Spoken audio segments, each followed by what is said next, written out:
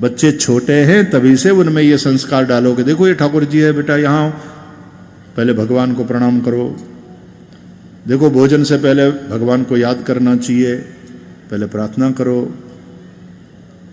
मंदिर में जाते हैं तो बच्चों के हाथ से वहां पैसा डलवाओ, और मंदिर में पैसा डलवाओ उससे भी ज्यादा महत्वपूर्ण यह है कि जब बालक का जन्मदिन आवे और तुम उसका जन्मदिन मनाओ, उसके लिए बहुत सारी गिफ्ट ले आओ, लेकिन थोड़े और गिफ्ट ला करके और रास्ते पे निकलो और अपने बच्चों के हाथों, वो लेस प्रिविलेज्ड चिल्ड्रन जो है ना, गरीब के बच्चे, उनको दिलवाओ अपने बच्चे के हाथों से, बंटवाओ। बच्चों में ये संस्कार पड़ेंगे और इस बच्चे और उस बच्चे में एक नाता बनेगा। तो गरीब का बच्चा और धनवान का बच्चा वो सेलिब्रेट कर रहा है बर्थडे अपना, तो उनको कुछ दें, उसमें एक मैत्री बनेगी। तो बचपन से ही बालकों में ये संस्कार का सिंचन करो। केवल बच्चों को मोबाइल खेलने के लिए दे दिया जाए ऐसे नहीं। पेरेंटिंग तपस्या भी है और अत्यंत महत्वपूर्ण बात है। मां बाप बनना जितनी धन्यता की बात है उतनी ही जिम्मेदारी की बात है। और इसलिए जो विवाह करते हैं, जो संतान पैदा करते हैं, अपनी संतान को अच्छी परवरिश देते हैं, संस्कारी बनाते हैं, सच मानिए वे पति पत्नी, वे गृहस्थ में होकर के भी परम तपस्वी है, वे ऋषि हैं।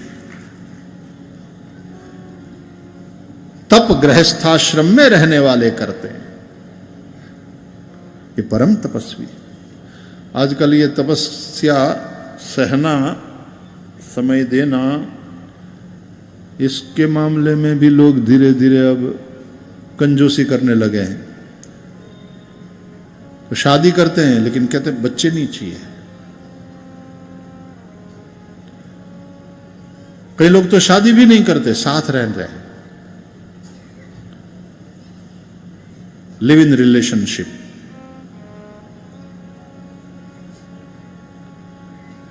भाई हमारे ऋषियों ने जो हमको व्यवस्था दिया है तद अनुसार चलने में सबका कल्याण है। तो गृहस्थों के लिए यह तपस्या है। बच्चों की परवरिश, बच्चों को संस्कार का सिंचन तपस्या है। और इस तपस्या से तुम्हारा कल्याण होता है, भगवान प्रसन्न होते हैं। तो मनु की संतान है, मनुष्य हैं। मनु शतरूपा ने तपस्या किया है, तब 3 पुत्री और 2 पुत्र हुए हैं।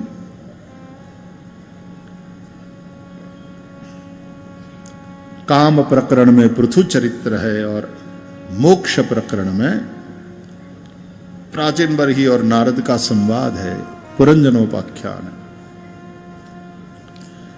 पंचम स्कंद वो स्थिति लीला है, स्थान लीला, और उसमें निवृत्ति मार्ग की चर्चा है। 2 परमहंसों की कथा है, ज्ञानी परमहंस श्री ऋषभदेव भगवान और भक्त परमहंस श्री जड़ भरत जी।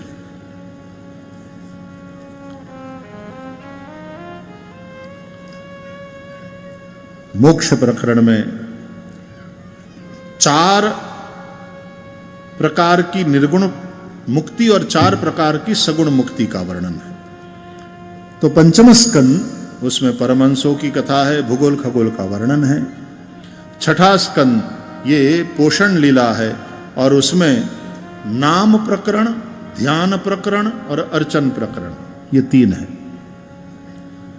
अजामिल की कथा है, देवों दानवों के युद्ध की कथा है।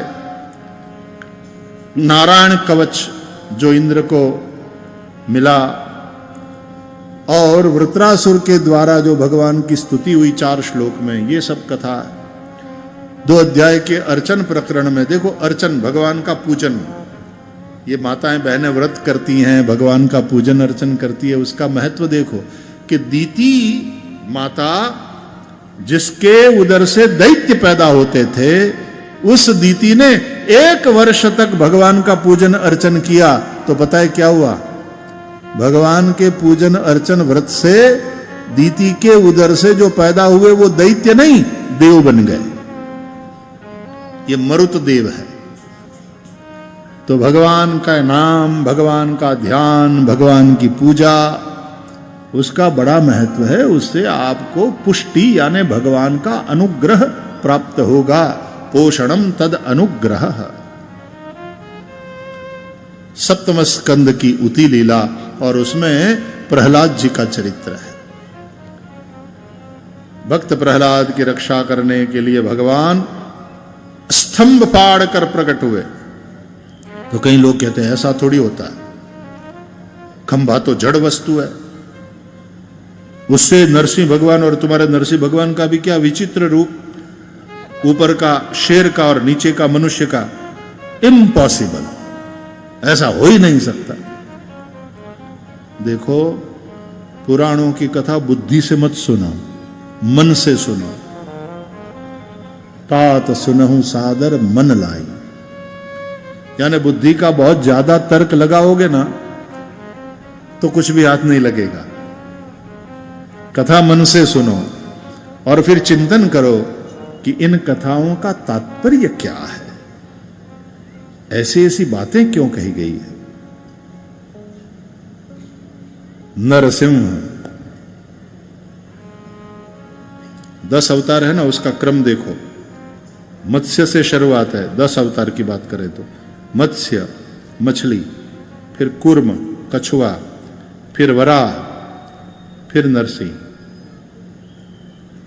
मत्स्य जलचर है, जीवन की शुरुआत जल से हुई। विज्ञान को पूछ लो, विज्ञान से पूछ लो,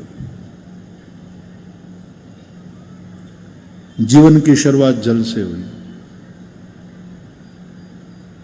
मछली, लेकिन मछली पानी से बाहर ज्यादा समय नहीं रह सकती, मर जाएगी। इसलिए कछुआ दूसरा अवतार, पानी में भी रह सकता है, पानी के बाहर भी रह सकता है। लंबे समय तक जीने वाले प्राणियों में कछुआ है। हमने विदेशों में कहीं गए थे, विदेश में एक ऐसा कछुआ देखा जिसकी उम्र थी 450 साल। या तो तुम्हारे बाप के बाप के बाप के बाप को उसके बराबर है, 450 साल। बोले अब बूढ़ा हो चला है, 450 साल का।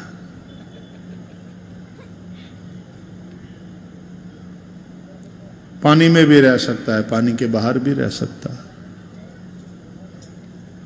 लेकिन चाल बड़ी धीमी है, बहुत स्लो। आपको विचित्र, कल ही हम चर्चा कर रहे थे कि विदेश में एक जगह कोई एक बुजुर्ग, कोई 110 साल समथिंग के होंगे, तो किसी इंटरव्यू वाले ने उसको पूछा कि आपकी इतनी लंबी आयु का राज क्या है? कहता है आलस।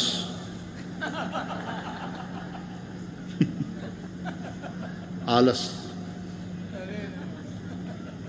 जितना आवश्यकता है उतना ही करता हूं, बाकी मैं मरता नहीं हूं, भागता नहीं हूं, टूट के मौज, इजी गोइंग लाइफ। बोलो लंबी जिंदगी का रहस्य।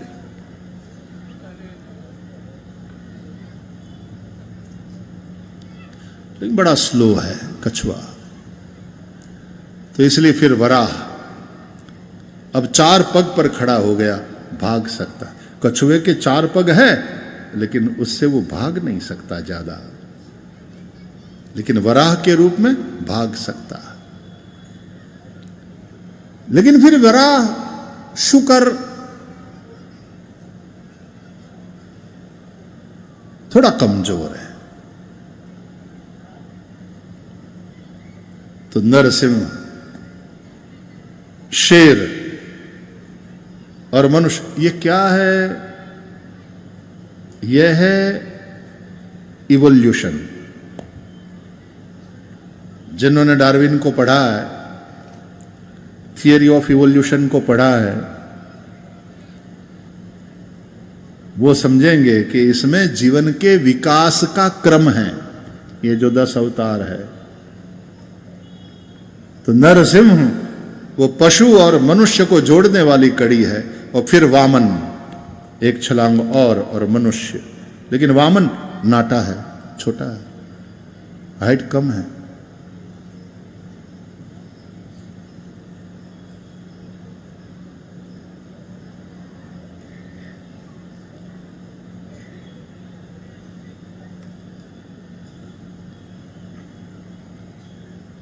फिर परशुराम, राम, कृष्ण, बुद्ध, कल्कि। तो 10 अवतारों में भी कई लोग थियरी ऑफ इवोल्यूशन का दर्शन करते हैं, किस तरह से जीवन का विकास हुआ। अरे ये संगीत सारे गम, इसमें भी इवोल्यूशन है। सा एटले सागर, पहले जीव सागर में पैदा हुए, फिर रेती, रेत पर चलने वाले, कछुआ, मछली, कछुआ। गगन में उड़ने वाले,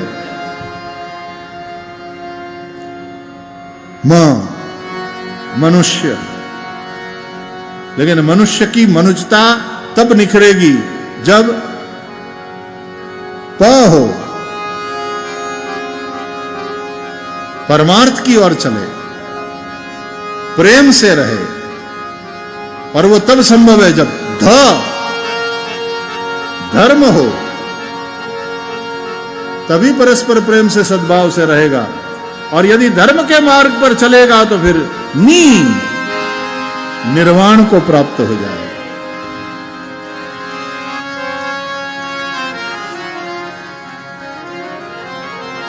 सारे गा मा पा ध नी सा, सा नी ध प म ग रे सा, सारे गा मा पा ध नी सा, सा नी ध प म ग रे सा, सारे गा मा पा ध नी सा, सा नी ध प म ग रे, सारे ग रे ग मा प प ध प ध नी ध नी सा, सा नी ध ध ध प ध प म प ग सारे ग म रे ग म प ग म प ध म प ध नी प ध नी सा, सा नी ध प नी ध प प ध प म ग प म ग रे म ग रे सा, सारे सा, सारे ग रे सा, सारे ग म ग रे सा, सारे ग म प म ग म सा, सारे ग म प ध प म ग रे सा, सारे ग म प ध नी ध प म ग रे सा, सारे ग म प ध नी सा नी ध प म ग रे सा, सा रे सा, सा रे ध सा नी ध नी सा, सा नी ध प प ध नी सा, सा नी ध प म प ध नी सा, सा नी ध प म ग ग म प ध नी सा, सा नी ध प म ग रे ग म प ध नी सा, सा नी ध प म ग रे सा, सा रे ग म प ध नी सा। तो इसमें भी इवोल्यूशन है। एक मुझे कहता है इसका मतलब ये सारे गम है ना, इसका मतलब जिंदगी के सारे गम भूल जाए, ऐसी बढ़िया वाली सारे गम, ये संगीत है। इसलिए संगीत है शक्ति ईश्वर की, हर सुर में बसे हैं राम। रागी जो सुनाए रागिनी, तो रोगी को मिले आराम। तो नरसिंह भगवान का स्तंभ से प्रकट होना, इसका एक दूसरा संदेश यह है कि केवल चेतन में ही भगवान है ये बात नहीं, जड़ में भी भगवान है। जिसको हिरण्यकशिपु जैसे लोग जड़ समझते हैं, प्रहलाद जैसे भक्तों को उसमें भी सोई हुई चेतना का दर्शन होता है। एंड फिजिक्स कहता है everything is energy, nothing but energy is equal to mc square. Energy which cannot be created, which cannot be destroyed. Energy changes its form only. ऐसा कुछ है ना एनर्जी के विषय में पढ़ाया जाता है. वो न पैदा होती है न समाप्त हो सकती है. ये एनर्जी अपना रूप बदलती रहती है.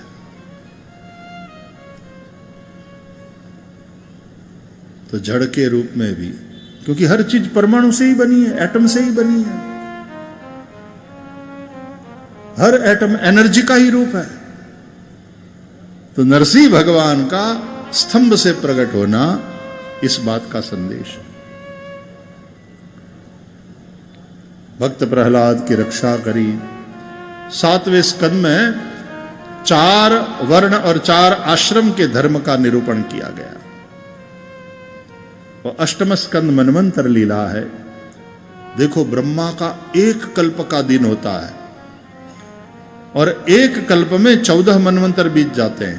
जैसे हमारे दिन में 12 घंटे हो जाते हैं, 4 प्रहर बीत जाते हैं, उसी प्रकार ब्रह्मा का 1 कल्प का दिवस और उसमें 14 मनवंतर. और प्रत्येक मनवंतर के अधिपति मनु अलग अलग होते हैं. प्रत्येक मनवंतर में मनुपुत्र, प्रत्येक मनवंतर में इंद्र अलग अलग होते हैं, प्रत्येक मनवंतर में सप्तऋषि अलग अलग होते हैं. हाँ जी, सप्तऋषियों का भी टेन्योर है, इंद्र का भी टेन्योर है. फिर इंद्र बदलता है. 1 मनवंतर तक इंद्र रहे. ये जो अभी हम जी रहे हैं ना, ये कौन सा मनवंतर चल रहा है? कोई बता सकता है? कितनावा है और इसका नाम क्या है? अभी हम जहां जी रहे हैं, पहले तो उस कल्प का नाम क्या है जिस कल्प में हम जी रहे हैं, और उसमें किस मनवंतर में हम जी रहे हैं. यही तो बात है. सत्यनारायणची कथा आम्ही ऐकणार, तिथे जाऊन प्रसाद घेणार. पण पंडित जी वो जब संकल्प कराते हैं तब उसको हम ध्यान से सुनते ही नहीं. पूजा में हमारी रुचि ही नहीं तो पंडित जी बोलते ही हैं, अद्य ब्रह्मणो द्वितीये परार्धे श्वेतवाराह कल्पे सप्तमे वैवस्वत मनवंतरे. ये श्वेतवाराह कल्प चल रहा है. उस कल्प के 6 मनवंतर बीत गए. ये अभी 7वां चल रहा है और उस मनवंतर का नाम है वैवस्वत मनवंतर. क्यों? क्योंकि विवस्वान सूर्य के बेटे वैवस्वत मनु इसके अधिपति है. तो ये 7वां और वैवस्वत मनवंतर चल रहा है. लेकिन एक मनवंतर में 71 से ज्यादा चतुर्युगी बीत जाती है. तो अभी 27 चतुर्युगी इस 7वें वैवस्वत मनवंतर की बीत चुकी है. ये 28वीं चतुर्युगी चल रही है. चतुर्युगी में 4 युग आ जाए, सत्य, त्रेता, द्वापर, कली. तो ये जो 28वीं इस 7वें मनवंतर की 28वीं चतुर्युगी जो चल रही है, उसमें से सत्ययुग बीत गया, त्रेता भी बीत गया, द्वापर भी बीत गया जब भगवान श्री कृष्ण स्वधाम पधार गए, और ये कलयुग चल रहा है. लेकिन कलयुग के 4,32,000 वर्ष है हमारे मानवों के वर्ष की गणना के हिसाब से.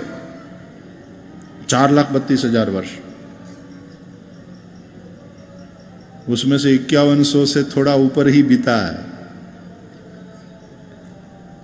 इसलिए ये कली प्रथम चरण है ऐसा बोलते हैं. अभी कलयुग का ये प्रथम चरण है. अभी कलयुग पलने में बच्चा है.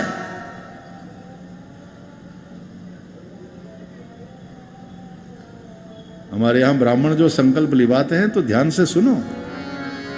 ओम विष्णुर्विष्णुर्विष्णु श्रीमद्भगवतो महापुरुषस्य विष्णुराग्नया प्रवर्तमानस्य अद्य ब्रह्मणो द्वितीये परार्धे श्रीश्वेतवाराहकल्पे सप्तमे वैवस्वतमन्वन्तरे अष्टाविंशतितमे कलियुगे कलिप्रथमचरणे भारतवर्षे भरतखण्डे जम्बुद्वीपे आर्यावर्तान्तर्गत ब्रह्मावर्तैकदेशे देश कालो संकीर्त्य, देश और काल का संकीर्तन किया जाता है।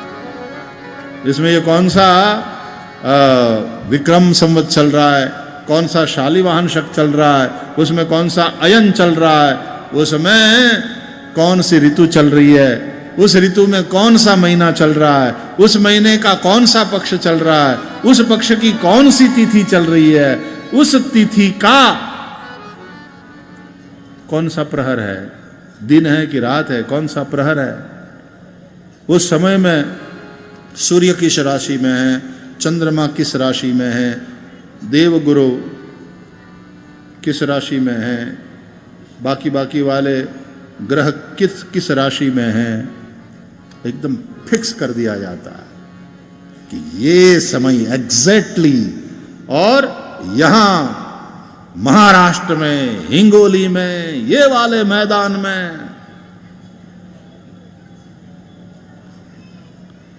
अभी AI के ज़माने में आपके पास मोबाइल फ़ोन है तो आप जहां पर भी हैं आपके एग्जैक्ट उस स्थान को ट्रैक किया जा सकता है एग्जैक्टली। ये जो एग्जैक्ट गिरा रहे हैं मिसाइल कि इस वक्त यहां ये बैठे हैं, ये कैसे गिरा रहे हैं?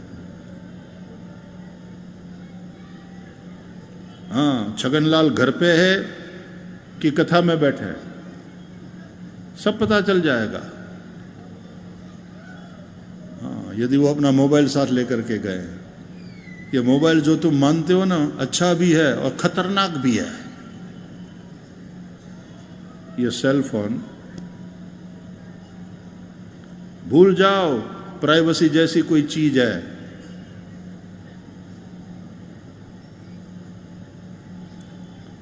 पहले के लोग कहते थे बड़े महान, मेरा जीवन खुली किताब की तरह है। अब तो तुम्हारे फोन ने तुम्हारा सब कुछ खुला कर दिया है, तुम्हें कहना नहीं पड़ता। प्राइवेसी की तो मां मर गई।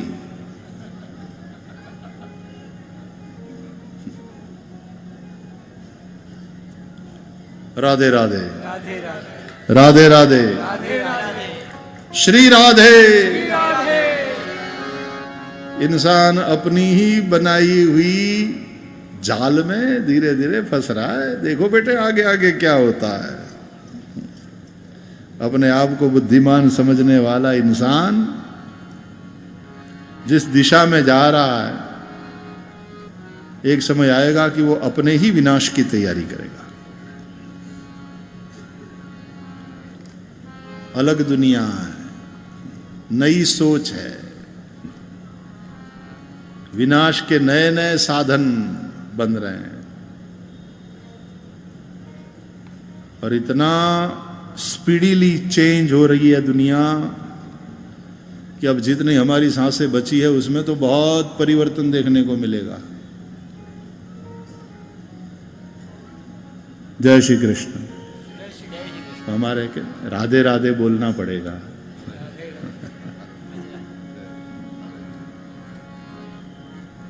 भगवान का नाम लो, आनंद करो, मौज में रहो, किसी का बुरा सोचो मत, करो मत, जितना हो सके किसी के काम आओ। किसी के काम जो आए उसे इंसान कहते हैं, और पराया दर्द अपनाए उसे इंसान कहते हैं। यूं भरने को तो दुनिया में पशु भी पेट भरते हैं, लेकिन पथिक जो बांट कर खाए उसे इंसान कहते हैं।